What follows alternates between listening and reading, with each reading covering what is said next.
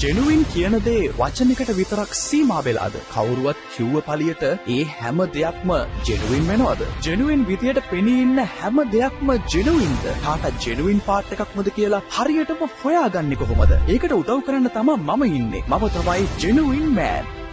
තාට genuine parts වල විතරයි genuine මෑන් ඉන්න හොලෝග්‍රෑම්ස් ටික එක තියෙන්නේ. තාට ජෙනුවින් පාර්ට් ගන්නකොට ජෙනුවින් මෑන් හොලෝග්‍රෑම්ස් ටික එක තියෙනවද කියලා අනිවාර්යෙන් බලන්න ඕනේ. තව දෙයක්, මෙන්න මේ සූල්න කොටසේ තියෙන අංකය 0.72 407යි 407ට SMS කරලා ඒක තාට ජෙනුවින් පාර්ට් එකක්මද කියලා තහවුරු කරගන්න පුළුවන්. ඉතින් ජෙනුවින් විදියට වගකීම, ආරක්ෂාව වගේම හල් පැවැත්ම ගැන හිතලා එදිනෙදා ජීවනෝපාය සරි කරන තාට වාහනයට ජෙනුවින් මෑන් හොලෝග්‍රෑම්ස් ටික එක තියෙන තාට ජෙනුවින් පාර්ට්ස්ම දාන්න. මතකයිනේ පරිස්සමෙන් ෆේක් පාර්ට්ස් හැමතැනම. හැබැයි ජෙනුවින් මෑන් ඉන්නකල් අන්දන්න බෑ.